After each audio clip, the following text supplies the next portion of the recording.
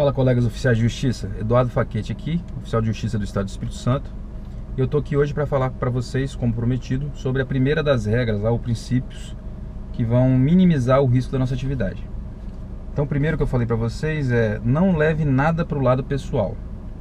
O que eu quero dizer com isso aqui é o seguinte: quando você vai cumprir uma medida judicial, seja qual for, quando você vai cumprir um mandado, você está ali representando uma ordem do juiz, né? Você está representando uma parcela do poder do Estado. Então você está ali fisicamente, não como Eduardo, ou João, ou José, né, oficial de justiça. Você está ali como oficial de justiça que representa o comarca de Linhares, no meu caso, né, primeira vara de Linhares. Você está ali como longa-manos do juiz, né? Você está ali porque o juiz não pode estar ali pessoalmente para fazer, né? Você é a pessoa que vai dar efetividade à decisão judicial. Dito isso, coloca na sua cabeça o seguinte: chegou lá, a parte ficou nervosa, né? Começou a tremer, ficou nervoso, começou a querer falar alto. Ela não está nervosa com você, até porque provavelmente ela não te conhece, né? A primeira vez que você está ali diante dela, ou talvez a segunda, a terceira vez, mas ele não tem nenhuma ligação pessoal com você, ela não te conhece pessoalmente, e certamente ela não está nervosa por causa de alguma coisa que você fez pessoalmente. Ela pode estar nervosa pela situação, pela ordem que está sendo constrangido a fazer, seja pela situação que está acontecendo. Então a melhor coisa que você pode fazer, ainda que ele se exalte, fale alto, queira te xingar, mantenha calma e fala: olha, meu amigo, não se exalta não, porque não sou eu que estou querendo fazer isso. Eu estou aqui cumprindo uma ordem, é o meu dever. Você me desculpa eu estar fazendo isso, mas é o que eu tenho que fazer. E pode ficar tranquilo que eu não vou te obrigar a fazer nada não. Eu já falei essa frase várias vezes e sempre que eu falo eu vejo que o cara fica meio confuso. Principalmente se eu cheguei lá sozinho, né? Não estou acompanhado da polícia ainda. Eu tendo a ir sozinho cumprir as ordens, né? Como eu disse para vocês, né? Uma próxima regra que a gente tem ali: na dúvida, chame a polícia. Mas eu já estou acostumado a fazer o trabalho e sei que muitas vezes se eu for recorrer à polícia, né? Por exemplo, toda busca e apreensão de veículos, se eu for recorrer à polícia, eu sei que eu vou demorar muito mais tempo.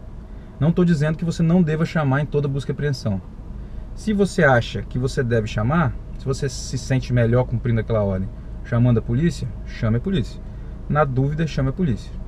É porque eu já decidi que eu não tenho dúvida de que eu prefiro sondar primeiro para ver como é que está a situação, né? Então, por exemplo, medida protetiva, eu sempre sondo, dou ligada sempre para a vítima primeiro, pergunto o que aconteceu, ele chegou a te agredir, ele é agressivo.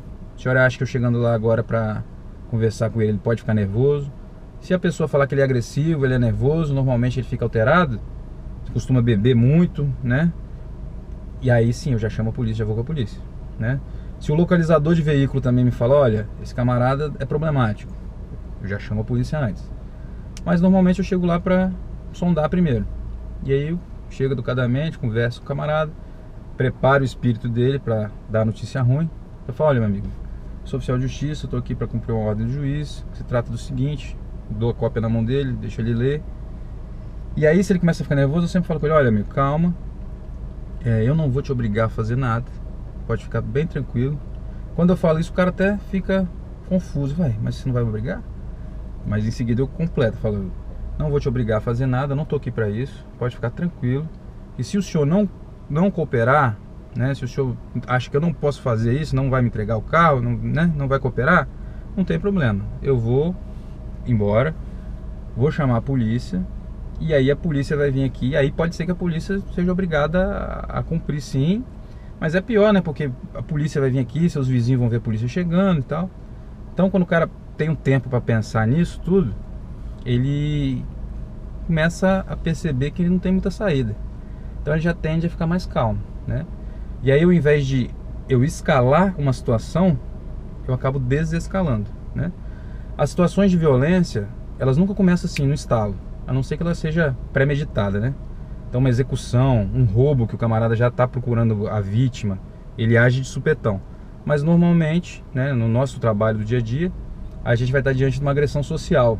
Existe essa diferenciação entre a agressão social e a agressão pseudopredatória.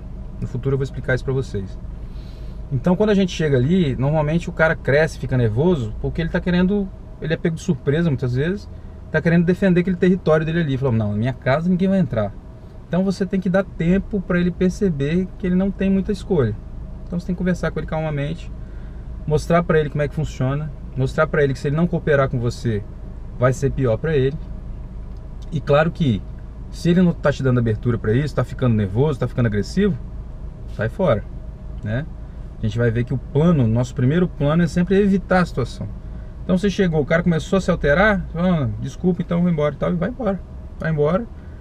E aí depois você chama a polícia e volta com reforço. Aí sim, você vai até as últimas consequências se for necessário, né? É interessante essa questão de levar para o lado pessoal, é o seguinte: no treinamento que a gente faz em ambiente controlado, então eu coloco o colega, a única coisa que eu digo para ele é o seguinte: ó, você vai simular agora como se estivesse cumprindo. Eu até imprimo um mandado, ó, esse é um mandado de afastamento, você vai cumprir. Pega aí e eu vou fazer às vezes ali de parte. Então é mandado de afastamento do lar e você vai dar cumprimento, tá ok. E aí quando o cara chega, eu começo a ficar nervoso. Primeiro eu recepciono bem e vou começando a ficar nervoso. Aí chega um momento que eu xingo, né, que eu fico bravo, mando embora, falo, ó, sai daqui que eu não quero que você entre na minha casa, vai embora daqui e tal. É interessante tanto que no treinamento, nem é a situação real, o colega sabe que está no treinamento, mas é interessante tanto de vezes que o cara fica nervoso e volta para tomar satisfação.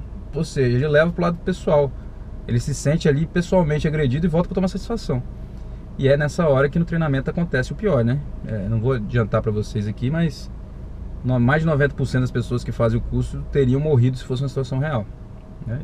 E não é nada fora da realidade, é tudo que pode acontecer caso você encontre a pessoa errada na sua frente, né? Esse é outro vídeo que eu vou fazer para vocês no futuro, análise de risco da nossa atividade. Fiz um comparativo com a polícia militar e vi que, embora nosso risco seja um pouco menor, ele existe e acontece sempre quando a gente menos espera, e se dá sempre com uma pessoa errada, né? Normalmente a tendência normal de uma diligência é que ela ocorra de forma segura, né? Você vai ali dar notícia, o cara pode ficar nervoso, achar ruim, ou, né, ou não ter reação e tal, e tudo vai se dar certo, você vai embora. Mas de vez em quando acontecem situações em que há uma escalada e a parte se torna agressiva, né? Aí é a hora que você precisa ter um plano, seja para fugir, seja para revidar, na pior das hipóteses, mas você tem que ter um plano. E é isso que eu quero colocar na cabeça de vocês, que vocês têm que reconhecer o risco da atividade e tem que ter um planejamento para quando der problema, né? Pode ser que nunca dê problema, maravilha, mas pode ser que dê um problema amanhã, numa demanda sua, numa diligência sua. E aí, se acontecer hoje uma situação com você, você sabe o que fazer? Você tem um plano, você tem um procedimento operacional que você vai seguir caso dê problema, né? E se essa pessoa errada, né, esse maluco tiver na sua próxima diligência, o que você faria hoje? Está preparado para isso? Então essa é a pergunta que eu deixo para vocês. Vocês têm um plano plano B, né? Se deu errado a diligência, o que eu faço? Vocês têm isso hoje? Já tem isso planejado? Deixa nos comentários aí, fala pra mim. E aí em breve a gente vai ver mais dicas e mais regras que vão ajudar a minimizar o risco da nossa atividade. Tamo junto, abraço.